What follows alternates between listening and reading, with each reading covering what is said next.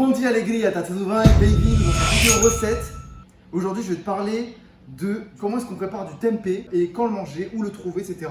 Donc il faut savoir que le tempeh, c'est du soja fermenté. Donc on prend les petites fèves de soja, on les écrase et on les fermente. Et c'est ça, en fait, c'est la différence avec le tofu. C'est que le tofu, c'est pas fermenté. Ouais.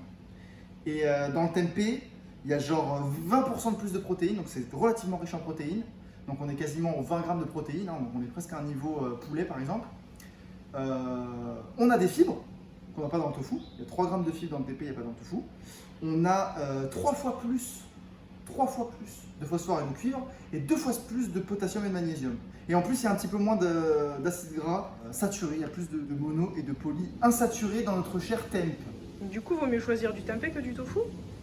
Du coup, je pense que les deux sont bien, c'est bien intégrer les deux. Voilà, je pense que de temps en temps, tu peux, il faut goûter. Voilà, tu fais ton petit délire. Mais un truc important, c'est que les deux, c'est comme la viande, ça se cuisine. C'est pour ça que des fois on dit oh, j'aime pas le tofu, j'aime pas le tempeh. Mais ta viande, c'est quoi au final? Ta viande, c'est de l'huile, c'est du sel, du poivre. Ouais. Donc il faut cuire le tempeh. Donc il faut cuire le tempeh. Moi je te conseille de le cuire. À moins qu'il soit déjà fumé, tu peux prendre des fois il y a des versions qui sont déjà fumées. Comme le tofu fumé par exemple, bah ça j'aimais bien le découper directement et le balancer dans mes salades. Mais là aujourd'hui le tempeh cru comme ça, on va pas se lancer. Ok? Donc aujourd'hui, on se lance là-dedans. Le tempeh fermenté, donc il contient des probiotiques. Les probiotiques, ça veut dire qu'il y a encore des organismes vivants là-dedans. Ça veut dire que ça c'est très bon pour notre flore intestinale, pour notre microbiote. Ok? Je vais te montrer comment on prépare le tempeh. Donc le tempeh, tu en trouves de plus en plus aujourd'hui grâce à son succès dans la distribution. Tu en trouves un petit peu partout. Donc là, on l'a sous forme de emballé dans du bananier comme ça. Donc ça, c'est vraiment cool.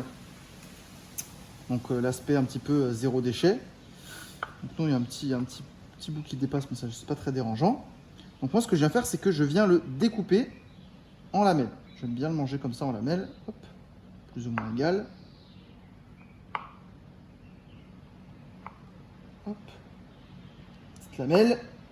Les petites lamelles de tempeh. Elles sont pas belles ces petites lamelles? Oh si, elles sont belles.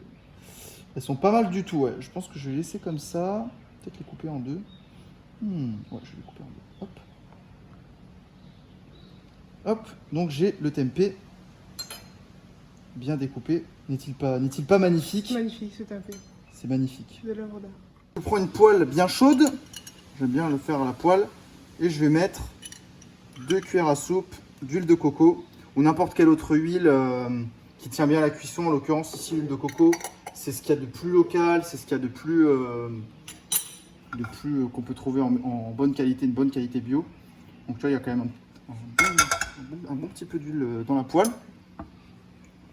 Et je rajoute mon tempeh. Je rajoute le tempeh, les amis. Voilà, et je vais le laisser reposer quelques minutes. Il faut au moins combien de temps de cuisson? Au moins 10 minutes. Au moins 10 minutes chaque côté. Au moins 10 minutes. Donc ce que je vais faire aujourd'hui, je vais me préparer une petite salade. Donc j'avais déjà du quinoa qui était déjà prêt. Donc j'aime beaucoup le quinoa, surtout dans le repas du midi. Pourquoi? Parce que c'est une très très bonne source d'énergie. Il y a plein de zinc, plein de cuivre, plein de phosphore, il y a beaucoup de fer aussi. On est aux alentours quasiment de plus de 8 mg de fer aux 100 g de quinoa. Donc pour te donner un ordre d'idée, toi si tu es une femme, tu as besoin de 18 mg de fer par jour. Donc en fait avec le tempeh qui en contient déjà quasiment 2-3 au 100 g, en fait avec le quinoa et le tempeh dans un repas normal, tu dépasses déjà largement tes apports journaliers en fer. Donc c'est aussi le quinoa, il a un indice glycémique qui est très très faible, donc il y a peu de sucre dedans. Donc c'est vraiment une source, plutôt que le riz blanc ou des pâtes, c'est sûr que nutritivement parlant, le quinoa il est beaucoup plus intéressant que ses camarades. Et puis à retourner un petit peu tout ça. Hop, il faut les surveiller. Moi j'adore l'oignon rouge dans mes salades le midi, je trouve que ça rajoute vraiment un bon goût. Pourquoi tu choisis les oignons rouges, Marco? Ils contiennent plus d'antioxydants que les oignons normaux. Et voilà, parce qu'en fait, ils sont très légers. Ils ont cette petite pigmentation violette qui vient leur donner plus d'antioxydants. Donc j'en profite en fait, et c'est cru. Tu nous verses ta petite larme ou pas? Non, je ne verserai pas ma petite larme. Donc, je rajoute un petit peu de carottes. Donc moi, quand c'est bio, j'épluche pas les carottes. Voilà, parce que c'est... Juste tu les laves? Ouais, juste je les lave. C'est là où il y a le plus de vitamines. De toute façon, c'est dans la peau. Donc c'est dommage de s'en priver, de s'en séparer. Et aussi, donc la carotte, après, c'est bien fait, c'est vitamine A, donc vitamine des tissus, vitamine aussi, tout ce qui est bon, vitamine des tissus, donc c'est bon pour la peau, beau pour les ongles, les cheveux, etc. Et la vitamine A, elle joue aussi un rôle dans le système immunitaire. Donc voilà, c'est aussi un bon moment pour manger du cru, en fait, tout simplement. Donc moi, j'aime bien manger cru le midi, parce que c'est là où ta rate, elle fonctionne le mieux. Donc il faut savoir qu'en fait... si ton estomac c'est une sorte de poêle, eh ben, il faut savoir que le pancréas et la rate, c'est ce qui vient chauffer la poêle en fait.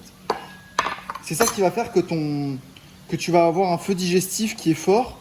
Et en fait, vu que ta rate elle fonctionne moins bien le soir, donc tout ce qui est ta rate c'est un petit peu ce qui va filtrer un petit peu ton sang, etc. Et en fait, le soir, elle fonctionne moins bien. Elle traite moins bien les liquides. Et vu que tout ce qui est cru, c'est très riche en eau, et ben en fait, vaut mieux avoir un feu digestif fort le midi pour digérer le cru, plutôt que de manger ça le soir, tu vois. D'accord. Mais donc ces salades crues, ça fait pas fermenter? Bah, en fait, la journée, justement, non. Tu vas pouvoir, vu que ton feu digestif, il est fort, tu vas pouvoir tout à éliminer et assimiler facilement, en fait. Donc c'est pour ça que c'est vraiment, vraiment une très, très bonne solution. Donc là, j'ai, on va dire, mes crudités, donc pour apporter un petit peu de vitamines. Là, je me rajoute une très très bonne dose de calcium avec le chou. Donc là, le chou qui est pour moi un des aliments assez indispensables pour faire avoir une bonne dose en fait de calcium. T'es plus chou rouge ou chou blanc? Bah, en fait, ça dépend de ce que tu recherches, on va dire. Moi, je préfère le chou rouge parce que en fait, il y a plus d'antioxydants. Tout ce qui est incolore, ça aura d'autres bienfaits sur. Voilà, il y a aussi des bienfaits, il y a aussi des minéraux, etc. Et tout ce qui est pigmenté, en fait, c'est naturellement pigmenté, c'est pour attirer notre œil en tant qu'humain. C'est pour ça que les baies, par exemple, elles sont super riches en antioxydants. C'est parce que justement, elles sont naturellement plus pourvues en nutriments, en fait. Donc là, j'ai découpé des petites feuilles de nori. C'est quoi? C'est des algues en fait séchées qui sont très très bonnes pour la santé. Elles contiennent tous les acides aminés essentiels, tout comme le tofu et le tempeh d'ailleurs. Elles contiennent tous les acides aminés essentiels, et donc les acides aminés, c'est tout ce qui va jouer sur... tous les acides aminés, c'est des briques qui font partie du mur de la protéine. Et donc en fait, ça va réguler en fait ton système hormonal. Donc là aujourd'hui, on a un petit avocat bien frais, donc ça fait plaisir. Avocat qui est riche en vitamine E, qui est un autre antioxydant très très puissant. Donc on va dire que la moitié d'un avocat, t'es déjà à 120 calories quoi. Vu qu'en fait c'est quasiment que du gras et que c'est que des lipides en fait, c'est voilà, 1 gramme de lipides c'est 9 calories. Dès que tu prends la moitié d'un avocat, t'es déjà très très chargé en calories. Mais après attention, l'avocat c'est tellement de bienfaits, de bons antioxydants, comme je venais de te le dire. Voilà, il y a énormément de bienfaits, donc ça, on prend, tu vois. On prend Il vaut l'avocat. mieux manger un midi que le soir, l'avocat? L'avocat, ouais, pareil. En fait, moi, ce que je te conseille, c'est vraiment de faire en sorte que ton midi, ce soit ton repas le plus calorique de la journée. Parce qu'en fait, déjà, ça va t'éviter d'avoir des petits creux dans l'après-midi et de faire du grignotage. Ça va vraiment t'apporter un sentiment de satiété. Donc là, notamment, tout ce qui est riche en fibres. Donc dans l'alimentation végétale, ça, on en est bien pourvu. Et en fait, vaut mieux avoir mis la majeure partie de ses calories et que ton corps il va pouvoir bien gérer dans cette phase de... comment dirais-je? La journée, ton corps il est dans une phase catabolique et la nuit dans une phase anabolique, donc il se reconstruit. Donc vaut mieux qu'il ait de quoi, on va dire... vaut mieux qu'il ait de quoi détruire et qu'il ait voilà, vaut voilà, vaut mieux bien manger le midi, voilà pour moi, c'est ça. Il y a un tas de raisons qui fait que, et c'est des grands scientifiques qui le disent, c'est pour ça, c'est que tu... Est-ce que c'est pour laisser un peu plus au repos ton système digestif le soir avant de dormir aussi? Voilà, c'est ça aussi, ouais. Pour mieux dormir, tu as déjà assimilé tout ce que ton corps il avait besoin, et donc là il va pouvoir se mettre au repos, et bon, je suis pas un pro du tout de la décoration, ça on leur C'est raconte. pas trop mal. C'est pas trop mal C'est pas trop mal. par rapport à d'habitude, c'est peut-être pas trop mal. Donc voilà, on arrive quasiment au final, hein. Je rajouterai un petit peu de chou de kale. Le chou de kale, tu le manges comme ça, cru alors? Oui, chou de kale, j'adore le manger cru. En fait, voilà, comme je t'ai dit, l'avantage du manger cru, c'est parce qu'en fait, tu as encore une biodisponibilité des nutriments qui est plus grande en fait. Tu as...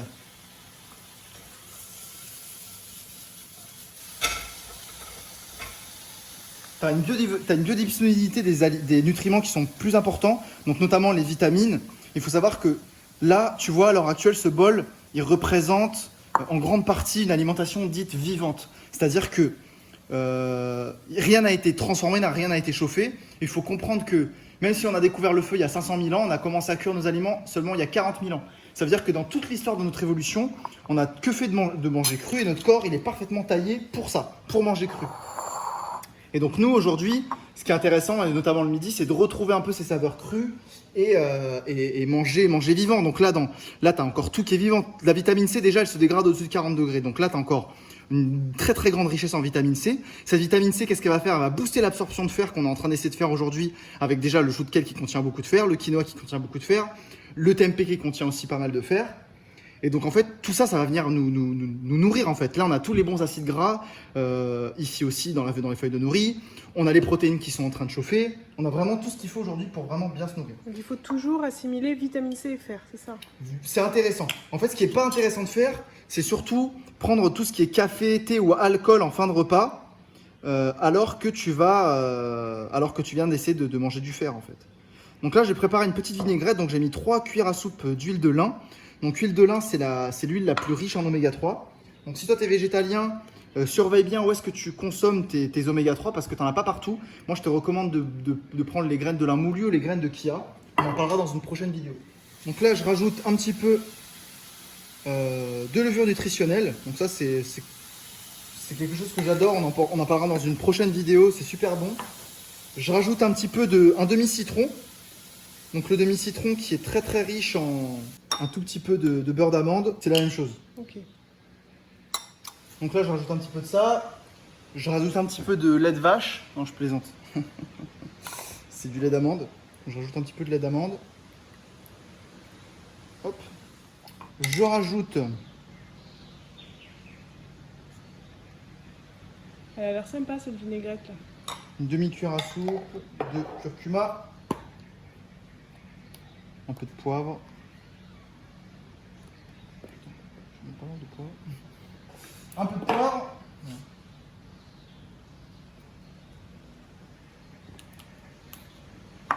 Donc je vais mélanger un petit peu tout ça.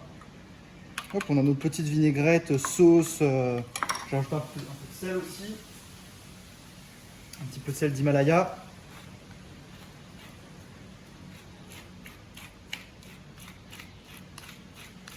Si toi maintenant tu manges très sain, il ne faut pas oublier de manger riche en sodium. On en parlera dans une prochaine vidéo. Et sodium, il y en a pas mal dans le sel. Après, si tu manges des produits industriels, etc., tu as quand même déjà pas mal de sodium. Donc t'inquiète pas. Donc là, voilà. On a notre base salade crue avec notre petite vinaigrette.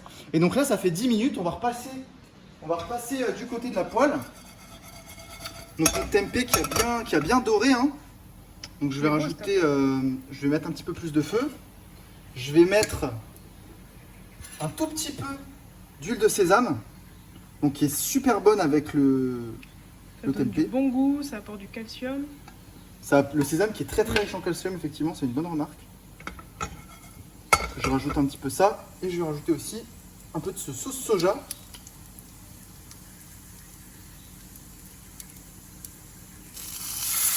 C'est 2 cuillères.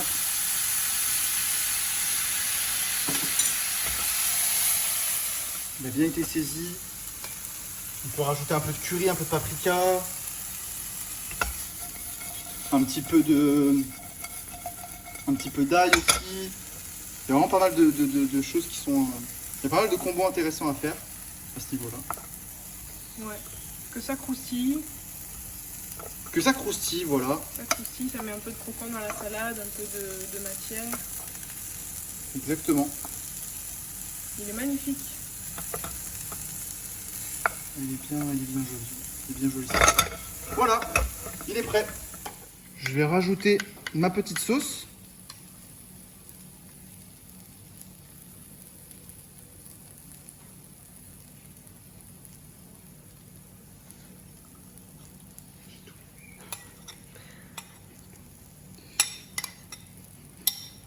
J'ajoute ma petite sauce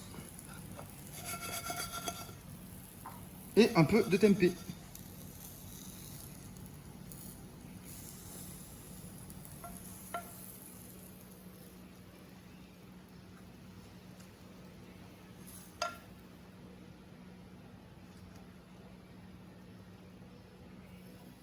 Voilà.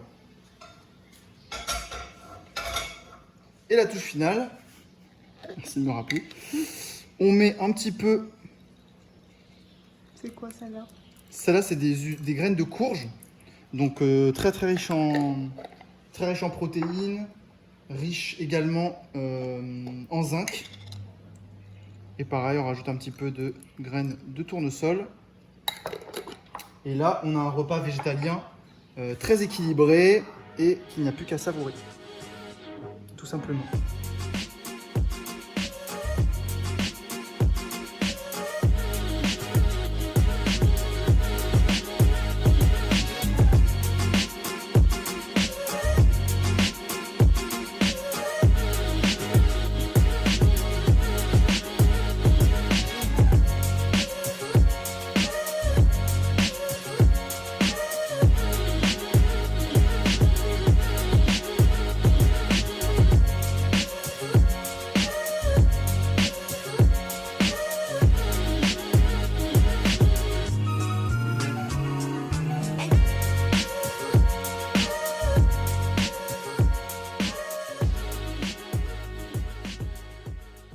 Aujourd'hui, j'espère que tu as mieux compris comment préparer ce bon vieux tempeh. Merci d'avoir regardé la vidéo. N'hésite pas à t'abonner si la vidéo t'a plu, à ne pas rater les prochaines. Fais-moi savoir en commentaire si tu veux plus de vidéos dans ce style-là, ça me fera plaisir. Et n'hésite pas à rejoindre le club des emails privés. En dessous de cette vidéo, j'apporte un petit email et un petit message quotidien de motivation dans ta boîte mail, de nutrition végétale. Ouais. Passe une pure journée.